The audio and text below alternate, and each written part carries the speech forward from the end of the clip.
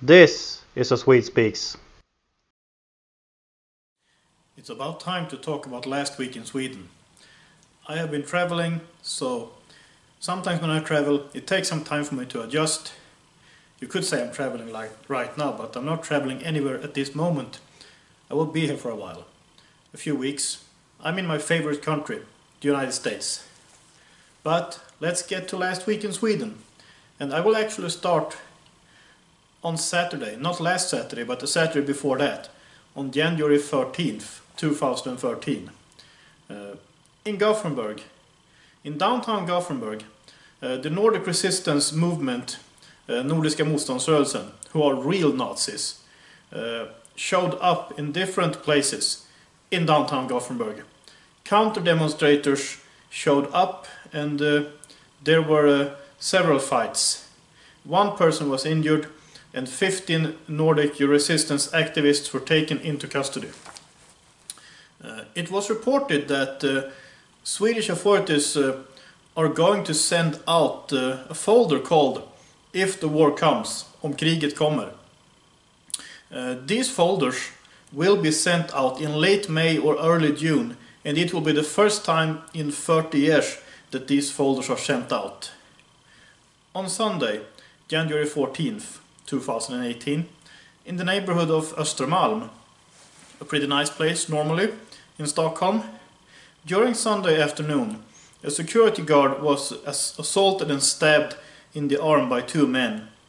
The security guard found the two men in a parking house, and when he asked them to leave, he was attacked.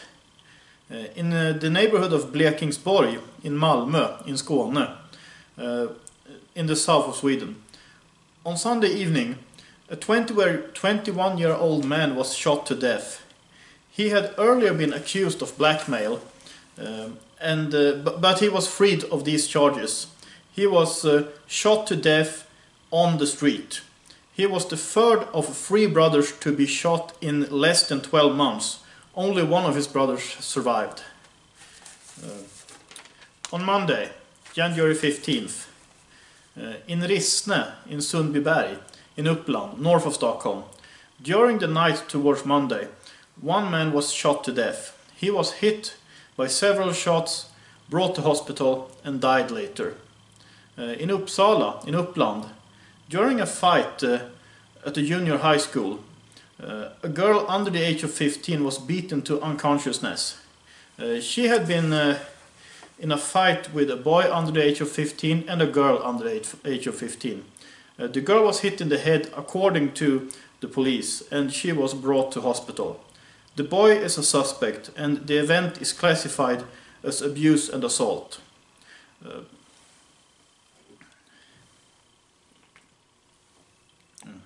The Swedish government is divided on the issue whether an armed attack towards Sweden should be called not likely or cannot be excluded. Margot Wallström, Minister for Foreign Affairs, thinks an attack is not likely, while Peter Hultqvist, Minister of Defense, thinks an attack cannot be excluded, just like the Swedish Defense Committee thinks.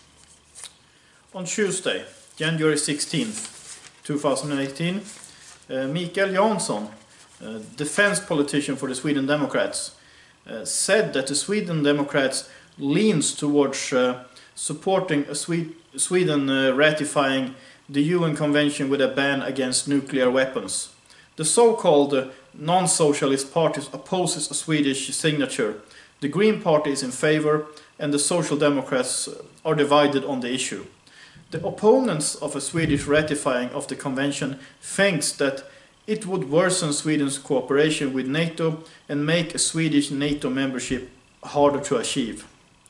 Expressen, one of Sweden's largest mainstream newspapers, demanded in an editorial that it should be harder to become a Swedish citizen.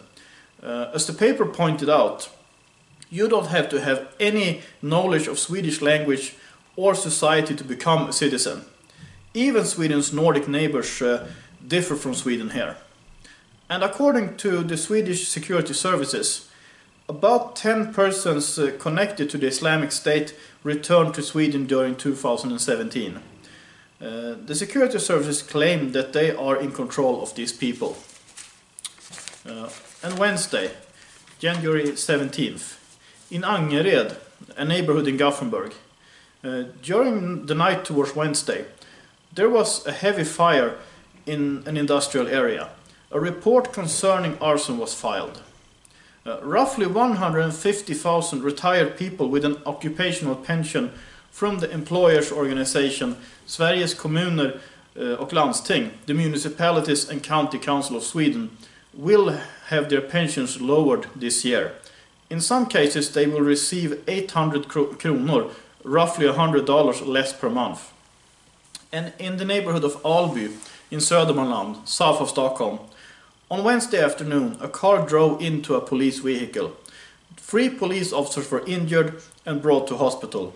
According to information, it was probably intentional. A 42-year-old man was detained, suspected of attempted murder, alternatively assault. Stefan Löfven, Prime Minister of Sweden, said that he does not exclude using the military against gang criminals. And in the neighborhood of Rosengård, in Malmö, in Skåne, in the southernmost part of Sweden, the police station was exposed to an explosion. A suspected hand grenade detonated by the police station. Isabella Lövin, Deputy Prime Minister of Sweden and spokesperson of the Green Party, said that the Green Party are open to forming a government with the moderate coalition party after the next election. And that election will, by the way, be held in September of this year. On Thursday, January 18th, it was reported that the border police sees obvious effects of the tightened border controls between Denmark and Sweden. Twice as many people are rejected, hidden unattended migrants are found, and as a side effect, narcotics, weapons, drunk drivers, illegal drivers, wanted people, and so on are discovered. A majority of the parties in the Swedish parliament are positive to investigating the issue of introducing a third gender in Sweden. I mean a legal third gender. You can't really introduce anything against biology, but legally you can. The only parties opposed to this are the Christian Democrats and the Moderate Coalition Party. 2 men in their 20s were arrested for the explosion by the police station in Rosengård, Malmö, on the previous day. And in the neighborhood of Södermalm in Stockholm, 2 men were stabbed by the park Björns Trädgård, Björns Garden. They were both brought to hospital. One of them had severe injuries, while the other one was awake on Thursday evening and was able to speak. 1 man was arrested. And on Friday, January 19th, in Örnsköldsvik, in the province of Ångermanland, in the north of Sweden, it was reported that 3 female employees at a home for unattended minors had been found to have intimate relationships with people living at that home. In Angered, a neighborhood in Gothenburg, after an employee at the sports arena Hammarkullehallen was assaulted the previous week, the union decided that the arena is closed on evenings and weekends due to the lack of security. The employee tried to correct some youths who disturbed the activity, and then he was assaulted. In Södertälje, in Södermanland, southwest of Stockholm, a convenience store was robbed at gunpoint in downtown Södertälje. By the way, I used to live in that town, at least for 10 months. On Saturday, January 20th, in the neighborhood of Sorgenfri in Malmö, in Skåne, a man in his 20s was injured during a shooting and brought to hospital. 2 men were arrested, suspected of attempted murder. Dennis Martinsson, Doctor of Criminal Law at the University of Stockholm, said that it is hard to prove that Rakhmat Akilov, that his actions in Stockholm last year were terrorism. By the way, Akilov has confessed his crime. And on Sunday, January 21st, in the neighborhood of Biskopsgården in Gothenburg, during the night towards Sunday, an explosive blew up in an apartment. 7 persons were in the apartment, but nobody was injured.